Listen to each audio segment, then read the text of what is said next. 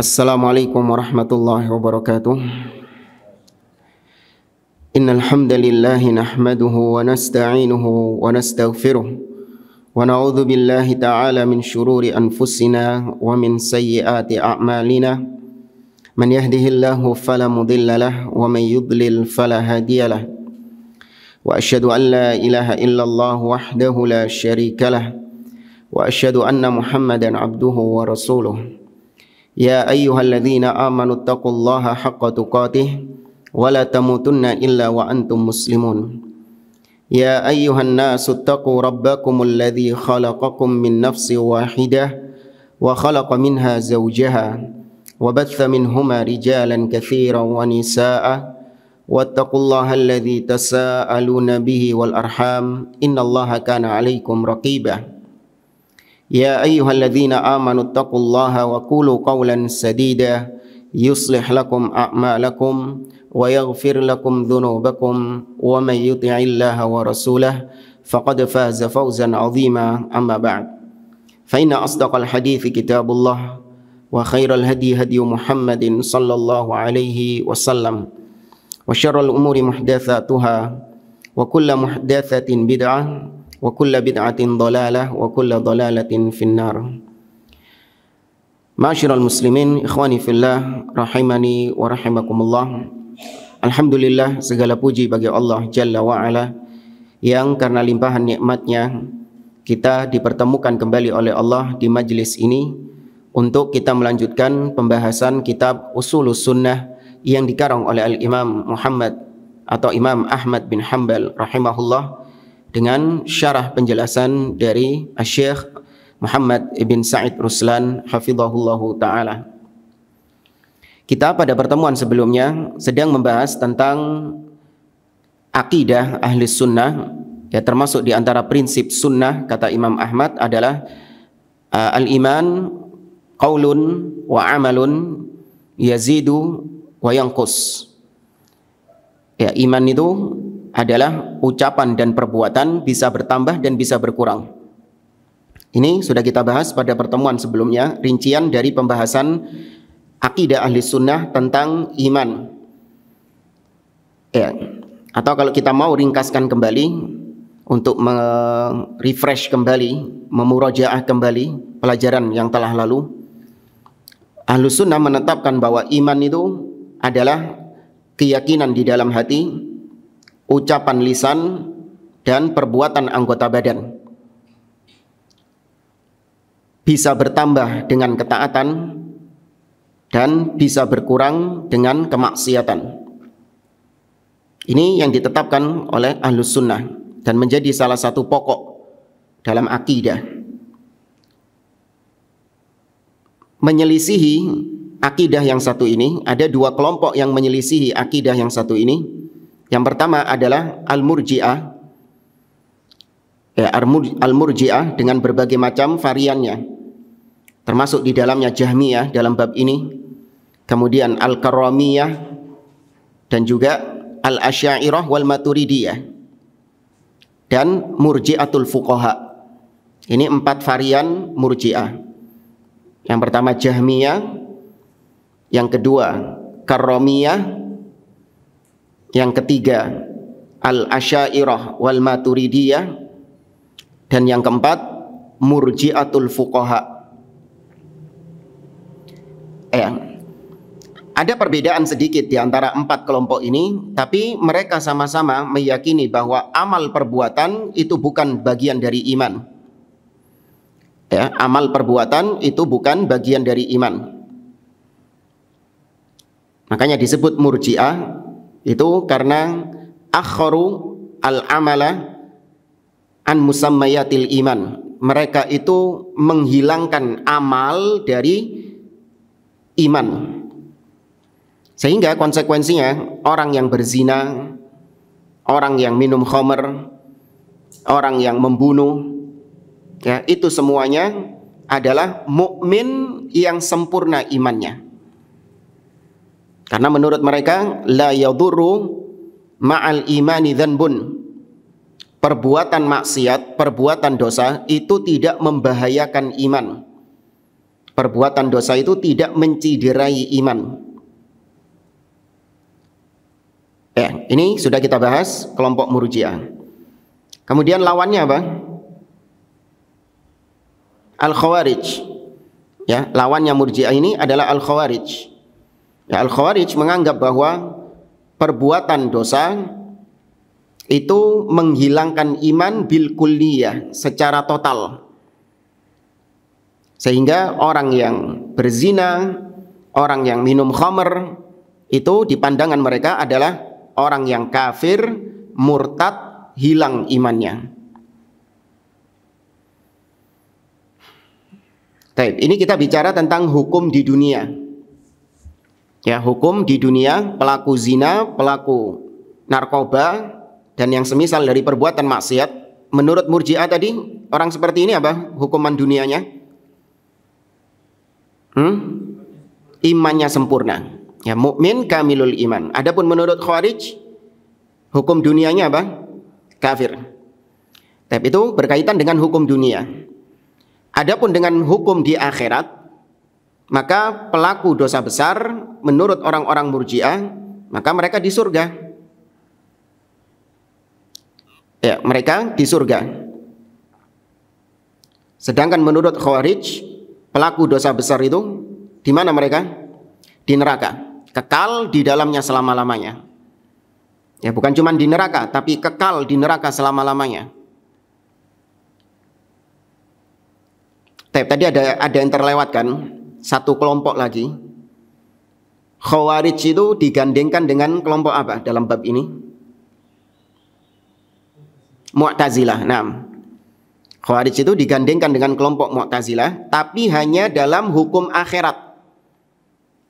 Khawarij itu sama dengan Mu'tazilah dalam hukum akhirat, yaitu sama-sama meyakini pelaku dosa besar itu kekal di neraka.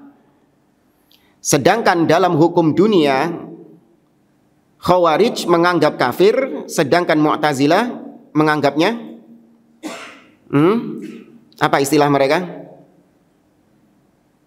Kedudukan di antara dua kedudukan. Apa namanya? Manzilatun baina manzilatain. Ya, kedudukan di antara dua kedudukan. Artinya enggak mukmin, enggak kafir. Ya, dikatakan mukmin enggak bisa karena dia pelaku dosa. Tapi dikatakan kafir juga enggak bisa karena masih ada imannya. Maka mereka punya istilah bid'ah namanya manzilatun baina manzilatain. Nah, itu ya menyebabkan berpisahnya Al-Imam Hasan Al-Basri dengan muridnya siapa? Pentolan Mu'tazilah tadi? Wasil bin Atha. Ya, Wasil bin Atha ini ngambul. Apa ngambul? Ngambek. Ya, gara-gara Al-Imam Hasan Al-Basri, gurunya, itu menetapkan bahwasanya pelaku dosa besar itu mereka masih mukmin. Meskipun mukminnya ini naqisul iman, mukmin yang kurang imannya. Nah, itu ngambek dia, akhirnya berpisah, menyendiri dari majelisnya Hasan Al-Basri. Nah, itu yang disebut dengan i'tizal, memisahkan diri. Ya, maka dikenal dengan istilah Mu'tazilah. Tapi ini sudah kita bahas, cuman kita murojaah lagi. Pembahasan berikutnya yang belum kita bahas, atau kita bahas singkat saja, karena setelah ini ada pembahasan tentang hukmu tarikis shalah, hukum orang yang meninggalkan salat di dalam kitab Ushulus Sunnah ini. Syekh Muhammad bin Said Ruslan itu dalam bab ini membahas tentang asbab ziyadatil iman wa nuqsanihi, sebab-sebab bertambahnya keimanan dan berkurangnya iman. Ya, sebab-sebab bertambahnya iman dan berkurangnya iman. Sebab bertambah dan berkurangnya iman, karena tadi kita meyakini iman itu bertambah dan berkurang. Maka ada penyebab-penyebab iman seseorang itu bisa bertambah, dan ada sebab-sebab yang bisa mengurangi keimanan seseorang. Dan yang paling bagusnya di antara kitab yang menjelaskan tentang sebab bertambahnya dan berkurangnya iman adalah kitab yang dikarang oleh Syekh Ad-Doktor Abdul Razzaq bin Abdul Muhsin Al-Abbad, hafizahullah ta'ala.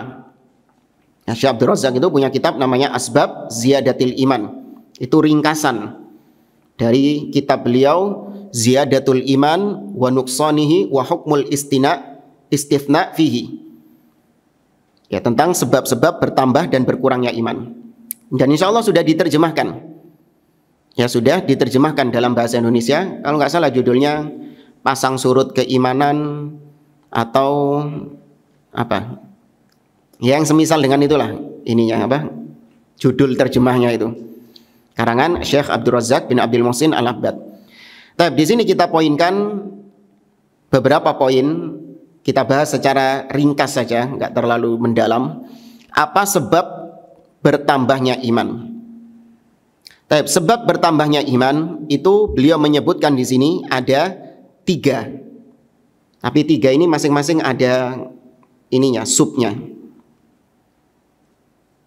Baik. Yang pertama adalah ta'allum al-ilmin nafi'. Belajar ilmu yang bermanfaat, artinya ilmu syar'i. Sebab bertambahnya iman itu adalah mempelajari ilmu syar'i. Kemudian beliau menyebutkan tentang keutamaan menuntut ilmu, wa man salaka tariqan yaltamisu fihi ilman, dan seterusnya. Nah, di antara ilmu syar'i, ini subnya ya, masih yang pertama ini. Kalau bisa ditulis 1A, 1B, 1C gitu. 1A, apa ilmu yang bisa menambah keimanan kita? Yaitu qiraatul Quran wa tadabburihi. Membaca Al-Quran dan mentadabburinya. Ya, mempelajari Al-Quran, tafsirnya, berusaha untuk memahami makna-maknanya dengan makna yang sahih. Ya, kemudian meresapinya di dalam hati. Itu semuanya bisa menambah keimanan. Ilmu yang bisa menambahkan iman. Al-Quran, ilmu tentang Al-Quran dan tafsirnya tentunya. Kemudian 1B adalah ma'rifatul asma'il husna was sifatil ula. Belajar tentang nama-nama dan sifat-sifat Allah Subhanahu wa taala. Itu adalah ilmu yang bisa menambah keimanan seseorang.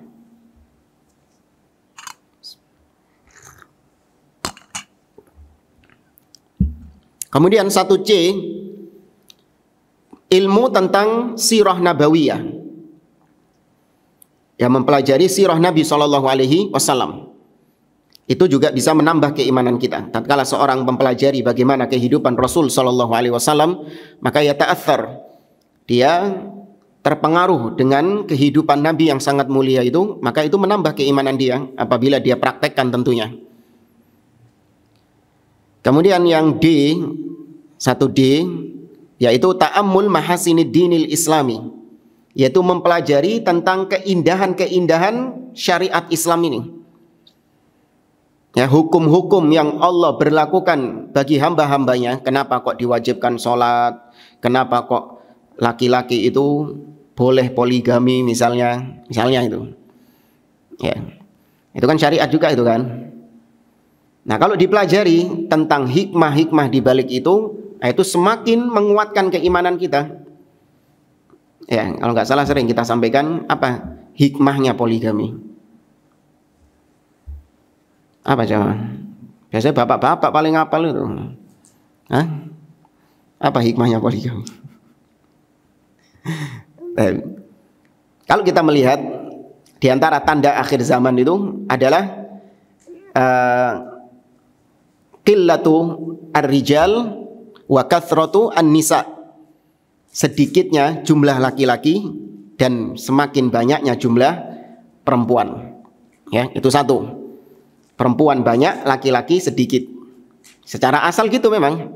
Dan itu terbukti di lapangan memang demikian. Ditambah lagi nomor 2 adalah laki-laki itu lebih cepat, kebanyakan loh ya. Nanti antum jangan takut. Laki-laki itu lebih cepat mati duluan daripada perempuan.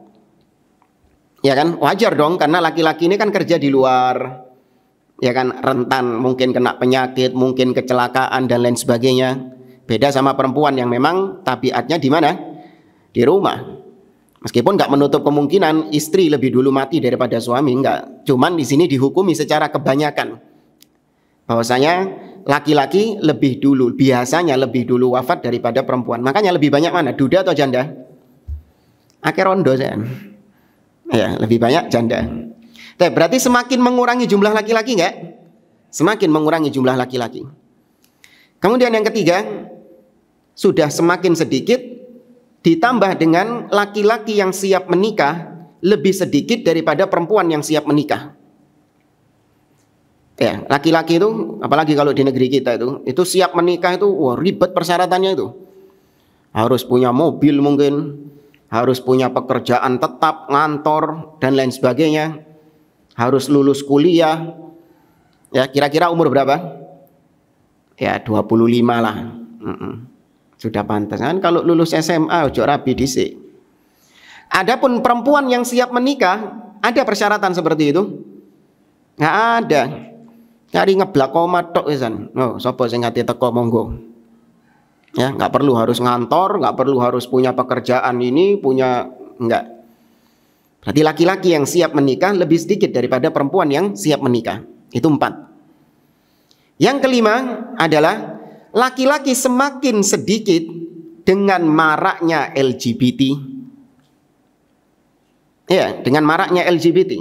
Sudah jumlahnya sedikit, mati luwih akeh, sing siap rabi menikah sedikit, ternyata banyak yang suka sesama jenis. Ya, lebih banyak gay daripada yang lesbi. Ditambah lagi masih tentang LGBT, yaitu bancinya.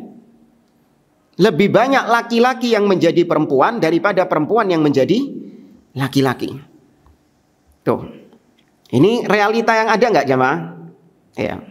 Maka perempuan yang siap menikah semakin banyak, sedangkan laki-laki semakin sedikit dengan faktor-faktor tadi. Maka dengan adanya syariat poligami tersebut, maka wanita-wanita itu tetap masih bisa memiliki suami. Ya. Gimana jemaah? Punya senjata ya? Tak kasih senjata tuh. Tapi anak nggak tanggung jawab loh ya. Anak-anak sendiri belum. Balik lagi, kok bahas itu tadi jemaah? Kenapa kok bahas itu tadi? Itu poin berapa tadi tuh? Poin yang D. Ya, mempelajari tentang keindahan syariat di dalam Islam, hikmah-hikmah yang terkandung di dalam Islam. Maka itu menambah keimanan kita. Nah, tadi antum ketika merenungkan hikmahnya poligami itu semakin bertambah keimanan Anda. Apalagi ngelakoni. Kan gitu. Baik. Yang kelima, yang E. Di antara ilmu yang bisa menambah keimanan kita adalah membaca, mempelajari sirah salaf. Ya, sirah sahabat. Itu kalau mau digabungkan sama sirah Nabi terserah. Yang penting para sahabat, para salaf, ya para tabi'in dan para ulama-ulama setelahnya, itu adalah ilmu yang bisa menambah keimanan kita. Ya, bagaimana mereka sabat di atas manhaj, sabat di atas akidah ini. Ya, kalau kita pelajari itu, maka kita ingin meniru bagaimana mereka meskipun nggak bisa sesempurna mereka. Kemudian yang kedua, sekarang baru yang kedua, sebab bertambahnya iman yang kedua, yaitu at-ta'ammul fi ayatil kauniyah, merenungkan tentang ayat-ayat kauniyah, yaitu ciptaan Allah Subhanahu wa taala. Inna fi khalqis samawati wal ardi wa ikhtilafil laili wan nahar la ayatin li ulil albab. Sesungguhnya pada penciptaan langit dan bumi, pergantian siang dan malam, itu ada tanda-tanda kebesaran Allah bagi orang-orang yang cerdas. Ya, wa min ayatihi an khalaqakum min turab. Dan di antara tanda kebesaran Allah, yaitu kalian diciptakan dari tanah, dari debu. Kemudian juga Allah mengatakan wa min ayatihi an khalaqalakum min anfusikum azwaja litaskunu ilaiha wa ja'ala bainakum mawaddatan wa rahmah inna fi dzalika laayatin liqaumin yatafakkarun. Ya, ayat apa itu? Undangan biasanya itu. Ya enggak? Undangan-undangan biasanya kan itu. Dan di antara tanda-tanda kekuasaan Allah gitu. Jadi kalau antum bikin undangan, coba surat An-Nisa ayat 3. Ya, surat An-Nisa Ayat 3. Fankihu ma tabalakum minan nisa'i. Nah, iya. Karena itu langsung perintah nikah itu jamaah. Baik. Intinya kita melihat tanda-tanda kebesaran Allah itu semakin kita bertambah keimanannya. Nggak perlu jauh-jauh antum tadabbur alam. Ya, nggak perlu jauh-jauh ke gunung-gunung atau ke pantai-pantai ngelihat tanda kebesaran Allah, nggak perlu. Ya, Allah mengatakan dalam surah Adz-Dzariyat, wa fi anfusikum afala tubsirun. Dan di dalam diri kalian itu juga sudah ada tanda kebesaran Allah Subhanahu wa taala. Penciptaan kita ini sebagai manusia ini, kalau kita mau merenungkannya mulai ujung rambut sampai ujung kaki, kita merenungkan hal tersebut, subhanallah, itu semakin menambah keimanan kita. Betapa sempurna Allah menciptakan manusia itu. Ya. Ini enggak ada subbabnya ini. Kemudian yang ketiga, di antara sebab yang bisa menambah keimanan kita adalah yaitu melaksanakan amal-amal soleh, yaitu apa yang diperintahkan oleh Allah Subhanahu wa ta'ala dan meninggalkan apa yang dilarang oleh Allah Azza wa Jalla. Dan ini dibagi menjadi 3. 3A, 3B, 3C.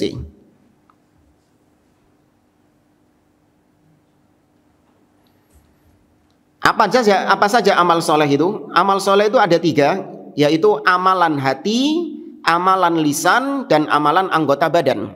Nah, ini masih sesuai dengan apa yang kita bahas sekarang. Amalan hati seperti apa misalnya? Zikir dalam artian mengingat. Ya, zikir itu dalam artian mengingat. Ya, kalau dalam artian zikir itu mengingat Allah, maka dia masuk amalan hati. Tapi kalau dia bentuknya talaffuz dengan lafal, maka itu bentuknya amalan lisan. Ya.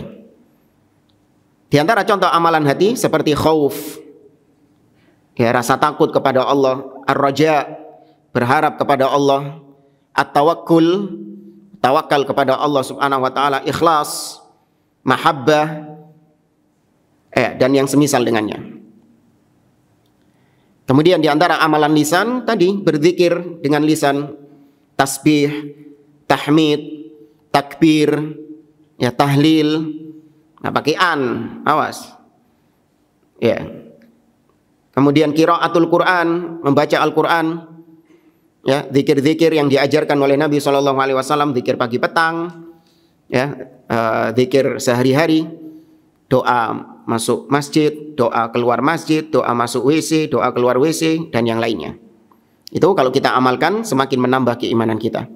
Adapun amalan perbuatan anggota badan ini sudah ma'ruf, salat, puasa, haji, umroh, dan yang semisal dengannya.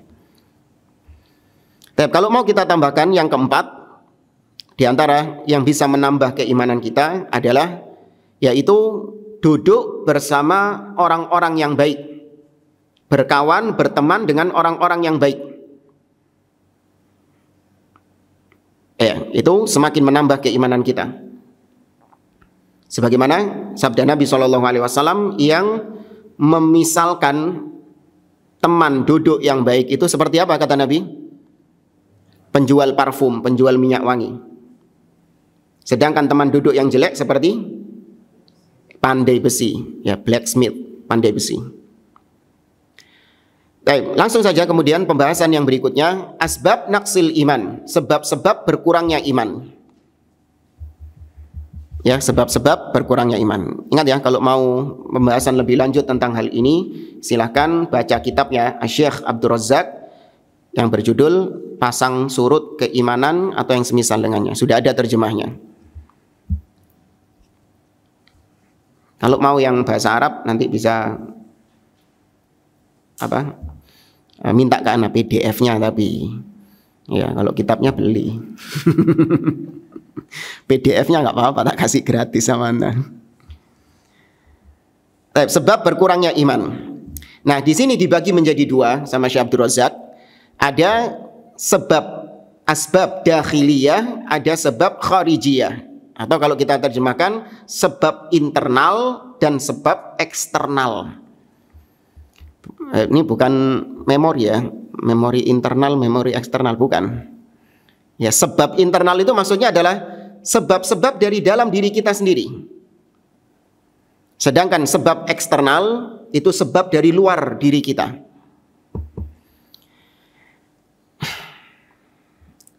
Baik, kita mulai dengan sebab internal dulu. Sebab internal ini ada 4. Disebut oleh beliau ada 4 sebab internal. Yang pertama adalah al-jahl, yaitu kebodohan, kejahilan. Ya, itu sebab berkurangnya keimanan yang internal, afwan. Kebodohan. Kemudian yang kedua masih internal juga, al-ghaflah wal i'rad wan nisyan, yaitu sikap lalai atau berpaling atau meremehkan, ya, menelantarkan agama ini. Ya, meremehkan, alah kan sunnah, ya, atau ghaflah, lalai, ya dia mungkin ikut pengajian, ikut hadir, ya tapi ya sudah cuman sekedar badannya saja yang hadir, tapi ruhnya wallahu a'lam kemana jalannya. Ya, lalai dia. Banyak amalan-amalan yang seharusnya dia bisa kerjakan ditinggalkan sama dia, diremehkan. Oh gampang nanti bisa, oh gampang nanti bisa. Itu lama kelamaan semakin tergerus keimanannya sampai akhirnya malas. Ya, dan itu dialami ya mungkin bagi orang-orang yang penghafal Al-Quran. Terkadang mau murojaah itu mungkin dia target satu hari itu murojaah katakanlah 5 juz biasanya. Kalau penghafal Quran ini biasanya ini sudah paling minim 5 juz sehari itu. Ternyata di hari tersebut dia remehkan. Alah gampang wis malas. Menewai dirapel 10 juz. Iya, diremehkan. Akhirnya besok ketika dia ngelihat tugasnya 10 juz, berat nggak? Semakin berat. Tapi dia masih menganggap biasa. Males masihan 10 juz ya lumayan berat ya. Wis besok wis 15 juz. Setengah Quran itu sudah. Nah, semakin diremehkan, lama-lama semakin menumpuk, mau memulainya lagi ini sudah apa? Sudah malas. Akhirnya apa yang terjadi? Ditinggal sudah Qurannya sama dia. Hafalan-hafalan yang selama ini dia hafal, lupa, hilang semua hafalannya. Karena namanya hafalan itu lebih cepat lari daripada unta yang nggak diikat, daripada kendaraan yang nggak dikunci. Antum kalau ngelihat ada kendaraan nggak dikunci, apalagi kuncinya nempel di situ, cepat gak? Cepat. Ya, apalagi di sini di Indonesia ini cepat. Mau dikunci saja cepat kok. Apalagi kuncinya kantil, lebih cepat lagi. Ya. Nah, hafalan hilangnya itu lebih cepat daripada kendaraan yang tidak dikunci tadi. Maka harus ekstra mengikat hafalan itu tadi. Maka nggak boleh ghaflah, nggak boleh lalai, nggak boleh meremehkan. Kemudian yang ketiga, sebab internal adalah fi'lul ma'asi wartikabudzunub. Perbuatan maksiat atau perbuatan-perbuatan dosa yang senantiasa dikerjakan oleh dia. Bukan berarti maknanya seorang mukmin itu nggak boleh terjatuh dalam perbuatan dosa sama sekali, atau nggak mungkin jatuh dalam perbuatan dosa sama sekali. Tidak. Mukmin itu sebagaimanapun dia pasti jatuh dalam perbuatan dosa nggak? Pasti, dipastikan itu. Ya. Namun yang menjadi pembeda mana mukmin yang sejati dan mana mukmin yang kurang imannya, mukmin yang sejati sebagaimana yang Allah katakan, walladzina idza fa'alu fahishatan aw dhalamu anfusahum dzakarullah fastaghfaru lidzunubihim wa may yaghfiru dzunuba illallah wa lam yusirru ala ma fa'alu wa hum ya'lamun.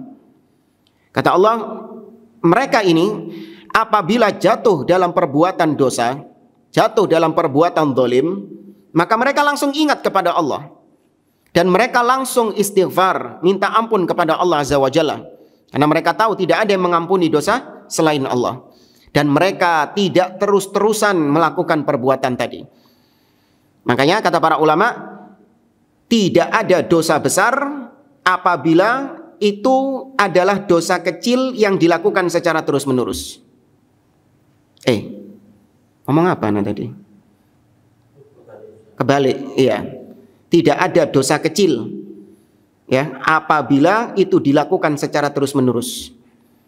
Artinya meskipun itu dosa kecil, secara hukum syar'i memang bobotnya kecil. Tapi tatkala seorang melakukannya secara terus-menerus, maka dianggap sebagai dosa besar. Ya. Seorang penyair pernah mengatakan la tahqiranna as-saghair. Jangan kau pernah meremehkan tentang dosa kecil. Ya, fa innal jibala minal hasa.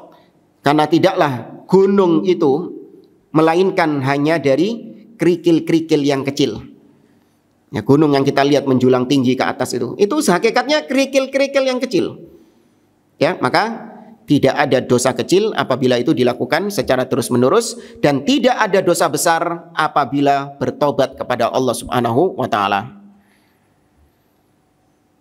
Kemudian yang keempat, di antara sebab internal berkurangnya keimanan adalah an-nafsu al-ammarah bis-su', yaitu hawa nafsu yang senantiasa ngobong-ngobongi. Nah, ini yang live ini mungkin dari luar Surabaya bingung, ngobong-ngobongi. Apa ya? Mbakar-mbakari, ngompor-ngompori. Ya. Ngompor-ngompori untuk berbuat keburukan. Jadi memang Allah Azza wa Jalla sudah men-setting setiap hawa nafsu kita itu manusia. Memang tabiat manusia itu. Ya, memang tabiat manusia, settingan standar manusia itu memang hawa nafsunya itu pengennya berbuat apa? Berbuat keburukan. Ya, antum mau ganti sama hawa nafsu siapa saja, selama dia masih manusia, tetap hawa nafsunya memerintahkan kepada keburukan. Kecuali kalau diganti sama malaikat. Ya, nah, malaikat memang tidak memerintahkan, hawa nafsunya itu tidak mengajak kepada keburukan. Tapi kalau manusia, iya, Allah mengatakan dalam surah Yusuf, wa ma ubarri'u nafsi innan nafsa la ammaratun bisu'. Ya, sesungguhnya hawa nafsu itu memerintahkan, mengompor-ngompori kita untuk melakukan keburukan. Maka syariat inilah yang menjadi filter, yang menjadi rem. Apa yang diinginkan hawa nafsu itu nggak harus dituruti. Ya, nggak harus dituruti. Jangan mengenakkan hawa nafsu terus. Ya, memang terkadang ada hawa nafsu yang boleh untuk kita turuti kemauannya, seperti makan makanan yang halal, ya, atau berhubungan dengan cara yang halal. Itu nuruti hawa nafsu enggak? Iya, nuruti hawa nafsu itu, tapi dengan jalan yang benar, dengan jalan yang halal. Nah, ada kemauan hawa nafsu yang jangan dituruti. Ya, seperti berzina mungkin, naudzubillah. Atau ketika puasa. Ini contoh sederhana saja, ketika puasa. Jujur-jujuran saja, antum ketika puasa, hawa nafsu itu ngompor-ngompori antum buat makan dan minum, atau ngompor-ngompori antum buat puasa? Jujur-jujuran saja. Ngompor-ngompori untuk makan dan minum. Memang hawa nafsu menuntut kita untuk makan dan minum, tapi kita rem dengan agama, dengan syariat. Enggak, saya bukan budaknya hawa nafsu, tapi saya adalah budaknya Allah Subhanahu wa taala. Jangan menjadi budak hawa nafsu. Allah mengatakan, afara'aita man ittakhadha ilahahu hawah. Tidakkah kau melihat orang-orang yang menjadikan hawa nafsunya itu sebagai ilah, sebagai sesembahannya? Apa kemauan hawa nafsunya dituruti sama dia, maka dia menjadi budaknya hawa nafsu. Baik, itu sudah 4 ya, sebab internal. Sekarang sebab eksternal. Ada 3 yang disebut sama beliau di sini.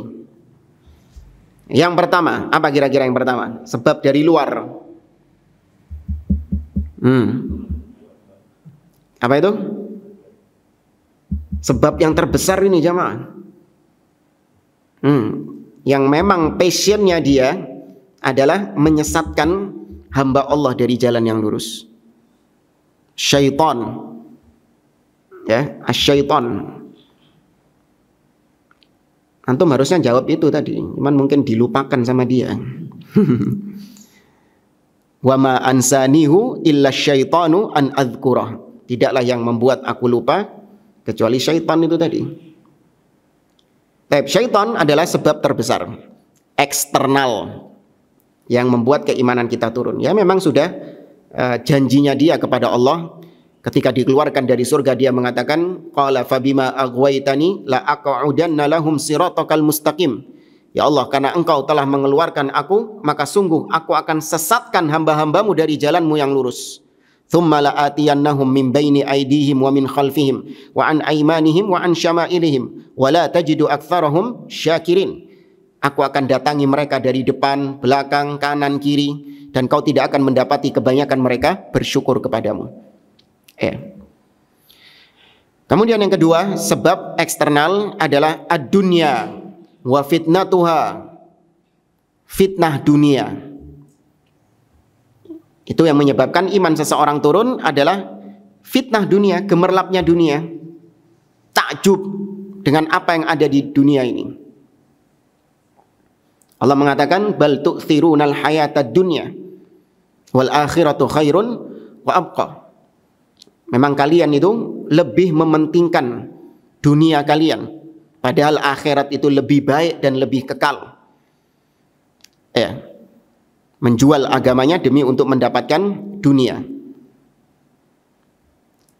Tapi yang ketiga, yang terakhir adalah qurana usu, teman-teman yang buruk. Ya, baik itu ahli bid'ah ataupun ahli maksiat. Ya, teman-teman yang buruk seperti ini tinggalkan.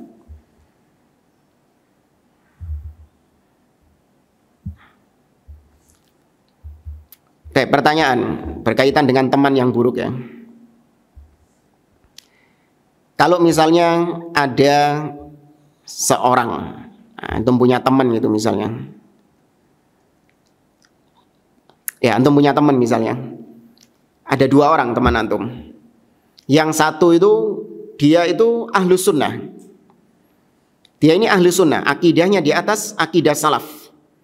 Tapi ternyata dia ini ya mungkin ngerokok, atau dia ini minum khamar, tapi sembunyi-sembunyi dan antum tahu itu. Ngerokok, minum khamar, pokoknya berbuat kefasikan dia ini. Bukan secara terang-terangan. Secara terang-terangan dikhawatirkan di situ ada bentuk istihlal, menganggap halal perbuatan itu, dan itu bukan jalannya ahlus sunnah. Tapi antum tahu ada teman antum ahlus sunnah, dia ngerokok, minum khamar dan melakukan kefasikan yang lain secara tersembunyi. Kemudian teman antum satunya itu dia ini ahli bid'ah, di atas kebid'ahan, akidahnya itu menyimpang, ya, suka mencela pemimpin kaum muslimin, ya, suka memprovokasi kaum muslimin untuk memberontak kepada pemimpin, menganggap pemimpin yang ada sekarang kafir, berjalan di atas jalannya khawarij. Akidahnya juga rusak tentang asma wa sifat, nggak mau menetapkan sifat Allah subhanahu wa ta'ala apa adanya. Ya, Allah tidak mau dikatakan di atas. Allah nggak punya sifat turun ke langit dunia pada sepertiga malam terakhir. Akidahnya menyimpang dia ini. Tapi dia itu, masya Allah, rajin sholat, ya, saben Senin Kemis poso, rajin sodako, bentahun kaji, ya, benulan umroh gitu. Di antara dua orang ini, mana yang lebih antum jadikan sahabat?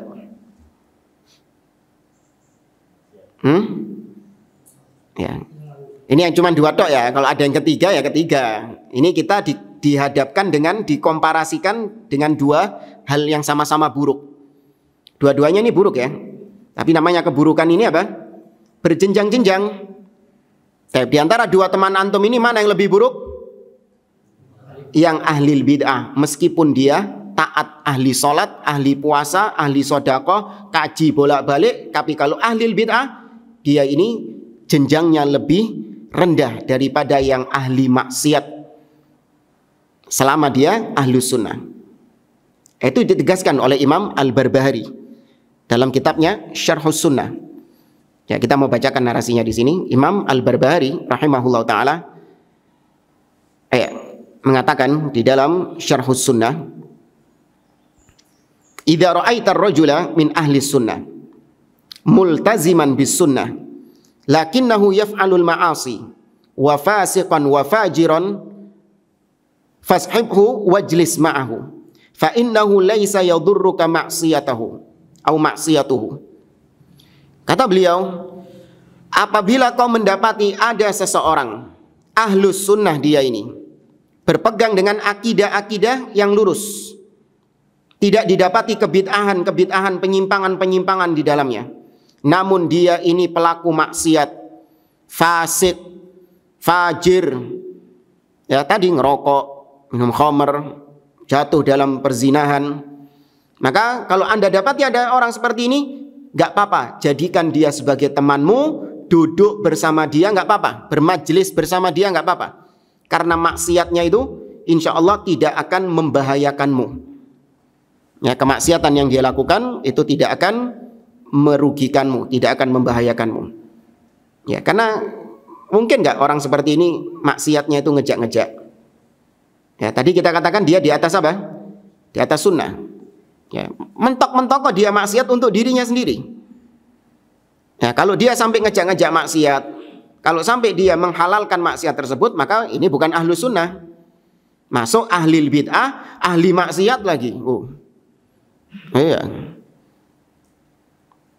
Maka kata beliau nggak apa-apa. Kemudian kata beliau, ini kita nukilkan dari ucapannya Syekh Abdul Aziz Ar-Rajihi. Ya, tidak langsung dari ucapannya Imam Al-Barbahari. Nah, di sini ada tambahan dari beliau, walaisa ma'na dzalika at-tahwin min khataril ma'asi. Bukan berarti kita menyampaikan hal ini itu bermudah-mudahan dalam maksiat. Enggak apa-apa maksiat, yang penting salaf. Enggak apa-apa maksiat, yang penting di atas manhaj salaf, bukan.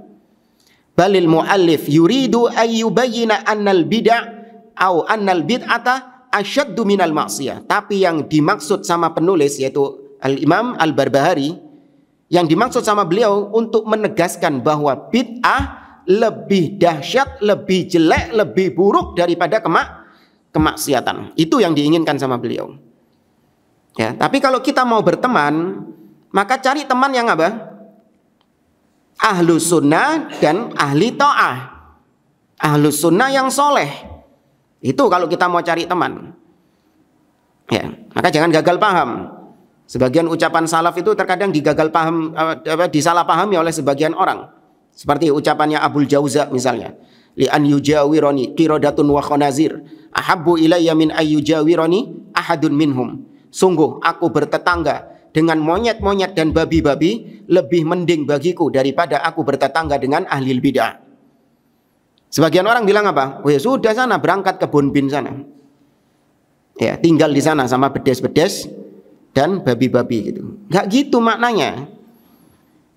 Ya, para ulama salaf itu ingin untuk menggambarkan bahwa bid'ah itu lebih jelek daripada binatang itu tadi.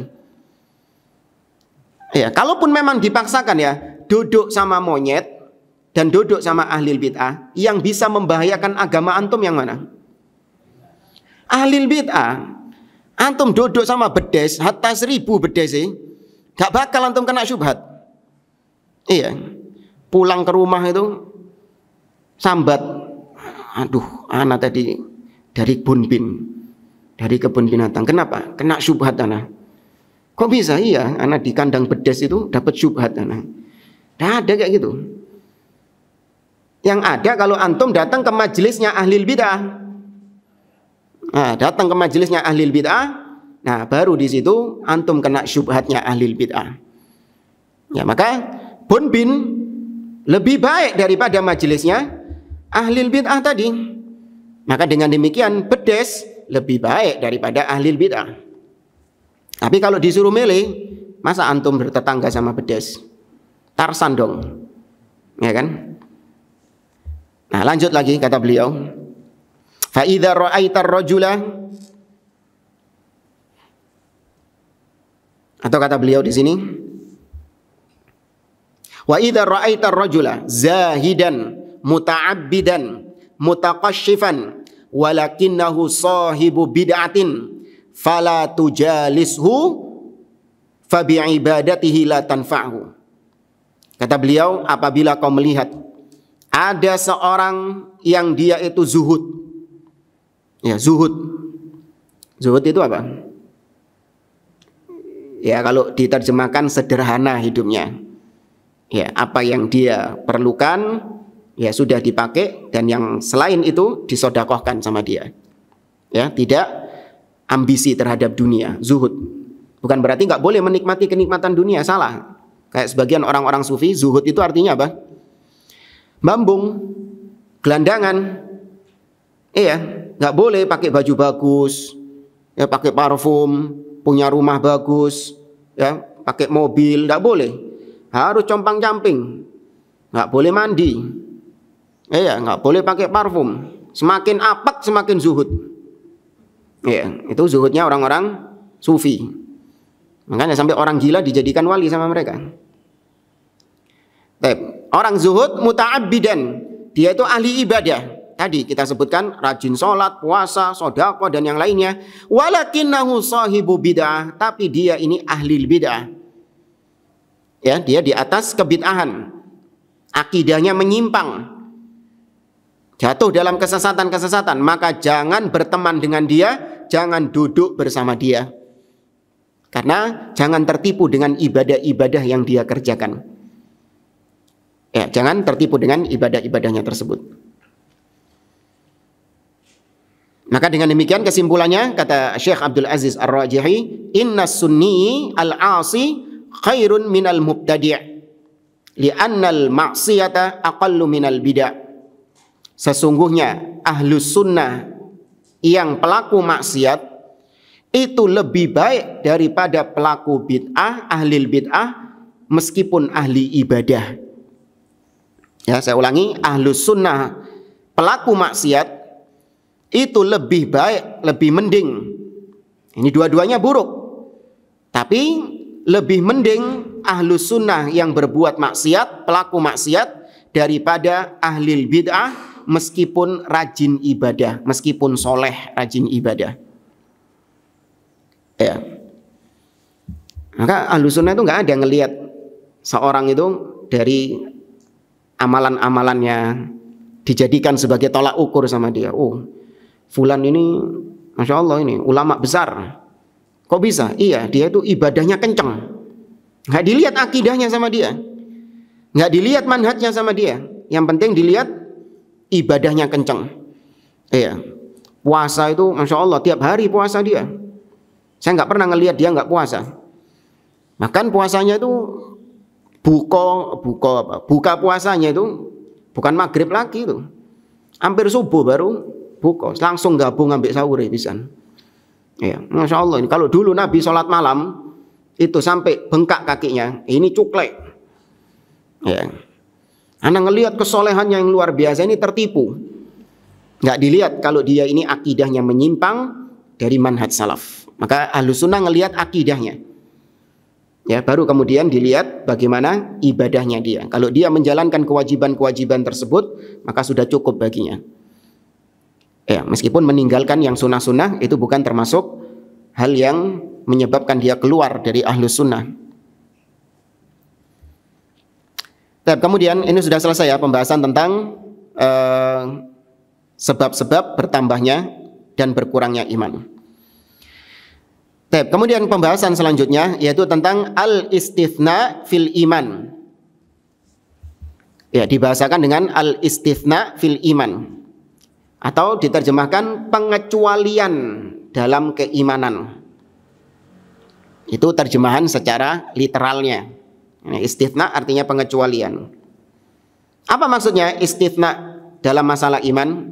Yaitu ucapan insya Allah ana mu'min, atau ana mu'minun insya Allah.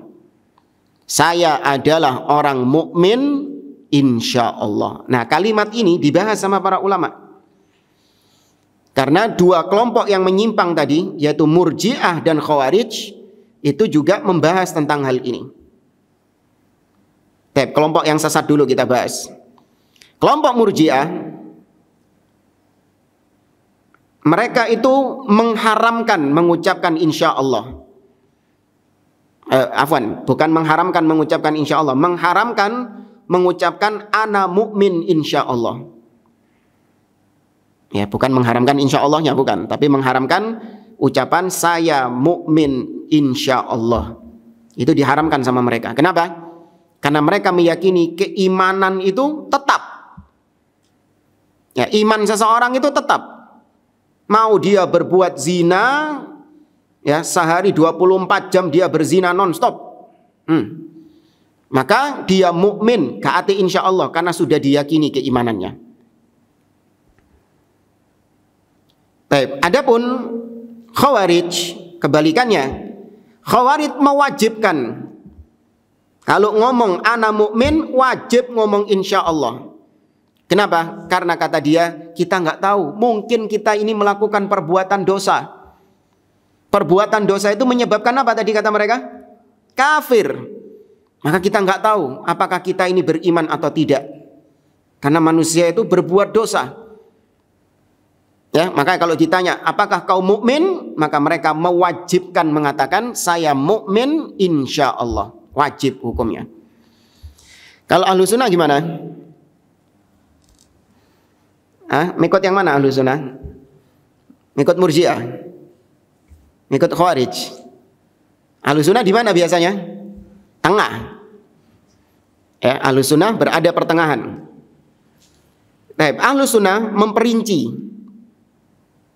Ya, tidak mewajibkan dan tidak mengharamkan, tapi at-tafsil, istifsal, diperinci sama ahlu sunnah.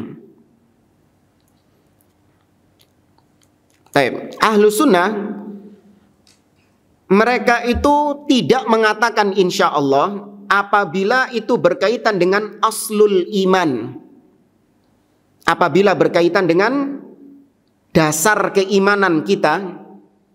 Ya, maka kita tidak ragu mengatakan saya mukmin, nggak pakai insya Allah. Ya, karena apa? Kita punya dasar iman nggak? Punya.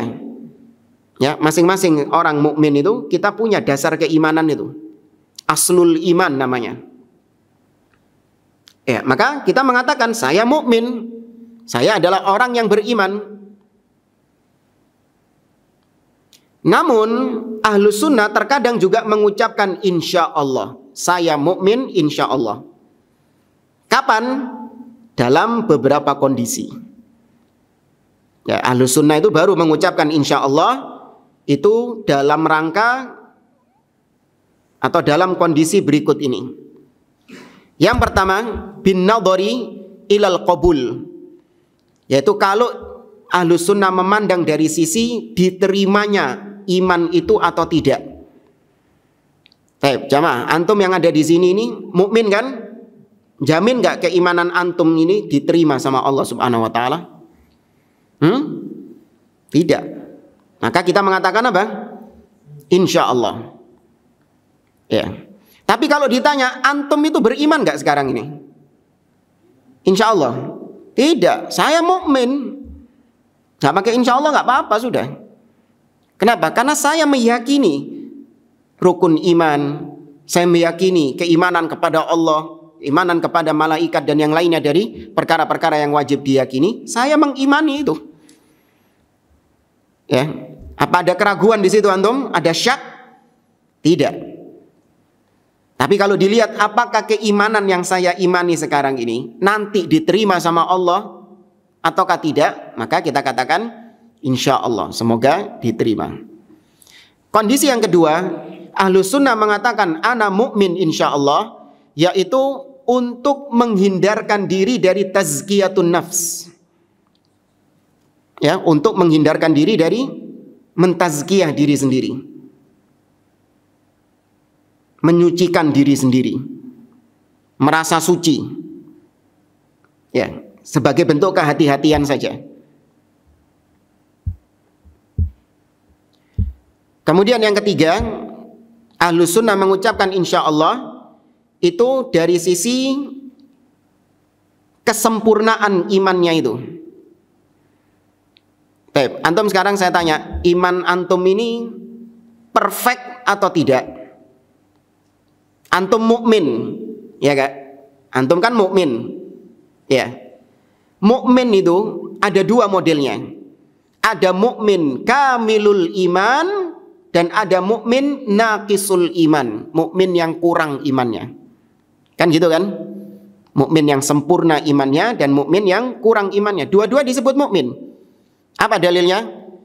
Seperti dalam surah An-Nisa Allah mengatakan tentang hukuman bagi orang yang membunuh orang mukmin dengan sengaja. Ya, kata Allah Subhanahu wa taala, salah satu hukumannya adalah fatahriru raqabatin mu'minah. Dia membebaskan budak yang beriman. Nah, budak yang beriman ini, apakah harus syaratnya itu budak yang sempurna keimanannya? Tidak. Boleh budak-budak yang fasik, boleh untuk dijadikan sebagai pembebas, artinya untuk kafarot. Boleh dibebaskan itu, meskipun dia nggak sempurna imannya. Tapi kalau firman Allah dalam surah Al-Anfal, innamal mu'minuna alladzina idza dzukirallahu wajilat qulubuhum wa idza tuliyat alaihim ayatuhu zadathum imana wa ala rabbihim yatawakkalun. Hanyalah orang-orang beriman itu adalah yang apabila disebut nama Allah bergetar hati mereka. Dan apabila dibacakan ayat-ayatnya bertambah keimanannya. Ini mukmin yang apa? Sempurna atau yang kurang imannya? Yang sempurna. Dua-duanya disebut mukmin. Maka Anda ketika saya tanya, apakah Anda ini mukmin yang sempurna imannya? Maka jawaban Anda apa? Hah? Insya Allah. Insya Allah. Karena nggak ada di antara kita yang bisa menjamin bahwa kita ini sempurna keimanannya. Dan memang kenyataannya gitu jemaah. Iya nggak? Berapa banyak ya pintu-pintu ibadah, amal-amal soleh yang kita telantarkan jamaah. Berapa banyak? Banyak. Maka kita mukmin, ya kita berharap insya Allah semoga kita menjadi mukmin yang sempurna imannya. Ya, namun ketika kita mengatakan insya Allah, ini karena kita nggak tahu apakah kesempurnaan iman kita itu benar di sisi Allah atau tidak. Kemudian yang keempat, Ahlus Sunnah mengatakan insya Allah. Ya, Ahlus Sunnah mengatakan insya Allah itu dari sisi wafatnya. Ya, dari sisi wafatnya. Artinya, apakah antum mukmin sampai mati? Antum kalau ditanya gitu gimana? Insya Allah. Karena seorang nggak ada yang tahu matinya di atas keimanan ataukah dia mati di atas kekufuran, naudzubillah. Tidak ada yang tahu. Maka kita katakan saya mukmin insya Allah jika dilihat dari akhir hidup kita. Baik, anak kira ini pembahasan tentang iman dengan rincian-rincian yang kita ringkas ya tadi ya. Sebenarnya kalau mau diteruskan lagi ya banyak. Tapi poin-poin insya Allah sudah kita sampaikan. Maka selesai sudah pembahasan bab tentang akidah ahli sunnah berkaitan dengan iman. Insya Allah pada pertemuan akan datang kita masuk bab selanjutnya, yaitu bab tentang kufru tarikis sholah, tentang kafirnya orang yang meninggalkan sholat. Ya, ini juga ada penjelasan karena ada khilaf di antara para ulama tentang hal tersebut dan ada perincian-perinciannya. Nah, wallahu ta'ala alam. Sebelum kita akhiri, barangkali ada yang mau ditanyakan, tafadhol.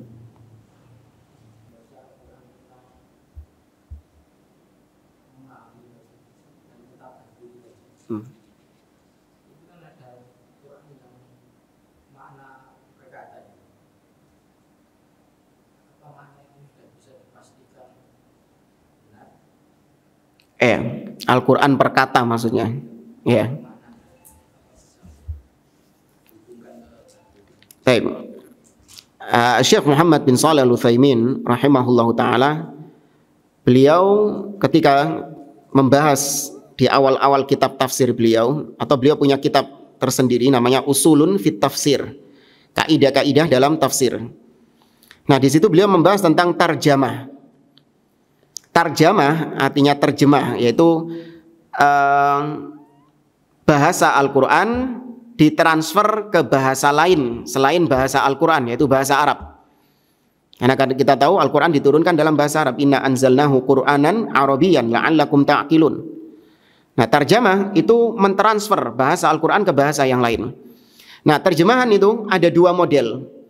Yang pertama terjemahan harfiah, dan yang kedua terjemahan secara maknawiyah. Nah, terjemahan harfiah itu yang dimaksud beliau tadi, yaitu terjemahan perkata. Nah, terjemahan perkata ini itu bisa dipastikan mustahil bisa mewakili ayat-ayat yang ada di dalam Al-Quran. Kenapa? Karena grammarnya beda, susunannya itu beda antara bahasa Al-Quran, bahasa Arab dengan bahasa Indonesia. Contoh misalnya, Allah mengatakan misalnya dalam surah At-Tahrim. Ya, mungkin ada yang bawa Quran, terjemahan dibuka surat At-Tahrim. Allah mengatakan, Daraballahu mathalan lilladzina amanum ra'ata fir'aun. Allah memberi perumpamaan bagi orang-orang yang beriman, istrinya Fir'aun. Tapi kalau diurutkan, doroba Allah mathalan. Tuh tiga kata tadi. Doroba Allah mathalan. Doroballahu mathalan. Tapi ketika diterjemahkan, maka yang muncul harusnya kalau perkata, doroba diartikan yaitu menjadikan. Baru kemudian Allah, ya Allah. Mathalan perumpamaan. Cocok gak dengan bahasa kita? Menjadikan Allah perumpamaan. Loh, malah aneh kan? Ya, padahal kalau diterjemahan apa itu? Daraballahu mathalan, Allah menjadikan perumpamaan. Nah, itu grammar kita memang kayak gitu. Ya, grammar kita seperti itu. Maka terjemahan perkata ini itu gak bisa mewakili secara total makna yang terkandung dalam Al-Quran. Nah, yang mendekati adalah terjemah secara maknawi. Terjemah maknawiyah itu lebih mendekati, tapi tetap gak bisa sempurna. Karena gak akan ada bahasa yang bisa mewakili Al-Quran secara sempurna, perfect dari segala sisi, itu gak ada. Ya, kalau kita belajar bahasa Al-Quran, kemudian kita baca terjemahnya, itu keindahan ayat dalam Al-Quran itu hilang. Kalau diterjemahkan dalam bahasa Indonesia itu jadi apa ya, kayak panganan gak dikei garam ngono lho. Ambiar. Iya, padahal kalau di dalam Al-Qur'annya itu subhanallah muncul dari sisi sastranya, balaghahnya, kemudian makna-makna yang terkandung itu juga dalam sekali kalau dalam bahasa Arabnya. Kalau diterjemahkan dalam bahasa Indonesia biasa ya. Iya. Biasa saja. Ya, tapi minimal ini sudah meskipun nggak bisa mewakili 100%, ini mendekati. Baik, maka terjemahan itu sifatnya hanya membantu saja. Tapi kalau kita ingin mentadaburi, pelajari tafsirnya. Ya, pelajari tafsirnya Al-Quran. Apalagi terjemahan Al-Quran itu juga banyak yang diterjemahkan oleh ahli bidah. Ya, yang bawa mushaf Al-Quran ya, saya ingin tes. Anda buka surat Shad. Ya, surat Shad itu surat keberapa?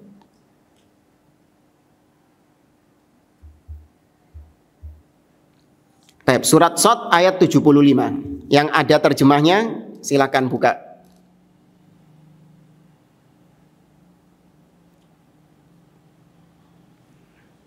Yang mungkin nggak bawa bisa ngambil Quran mushaf ya, yang terjemahannya ada Pak situ Pak. Kalau bisa ngambil yang mereknya lain, jangan ngambil yang mereknya sama.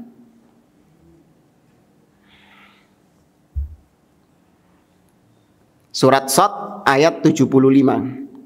Qala ya iblis ma mana'aka an tasjuda lima khalaqtu biyadayya. Wahai iblis, apa yang mencegahmu untuk sujud kepada yang aku ciptakan dengan kedua tanganku. Apa antum? Kedua tangan. Ini dia, dapat sudah satu. Apa antum? Kekuasaan. Ya. Ini apa namanya dalam ilmu akidah? Takwil. Itu tanda kurung atau nggak ada kata-kata tangan sama sekali kan? Nggak ada kata-kata tangan. Itu sudah nggak jujur penerjemahnya itu. Ya, penerjemahnya dari kalangan ahli bidah, Asy'ariyah, Maturidiyah atau yang satu spesies dengannya. Itu kalau Anda cuma berpegang bermodal dengan terjemahan, itu hasilnya tadi. Tidak menetapkan tangan Allah dengan tangan yang hakiki, tapi ditakwil menjadi kekuasaan Allah Subhanahu wa taala. Itu yang mushaf ini apa, Pak? Tangan ya. Iya. Benar tangan ya. Ada yang lain lagi? Surat Shad ayat 75. Tangan ya. Iya. Ada yang kekuasaan lagi? Nggak ada. Ya, itu salah satu saja. Nanti kalau mau mereteli satu-satu itu ya muncul lagi juga. Yadullahi fauqa aidihim dan yang lainnya. Maka yang lebih aman belajar bahasa Arabnya. Ya. Tapi kalau ini minimal ya baca tafsirnya. Ya, pelajari tafsirnya, tadaburi ayat-ayat dari tafsir itu. Wallahu a'lam. Iya, yang benar tangan. Iya, tangan yang hakiki itu memang akidah ahli sunnah, menetapkan sifat Allah sesuai dengan zahirnya. Allah bilang tangan, ya ditetapkan tangan, tapi tidak boleh diserupakan dengan tangan makhluk.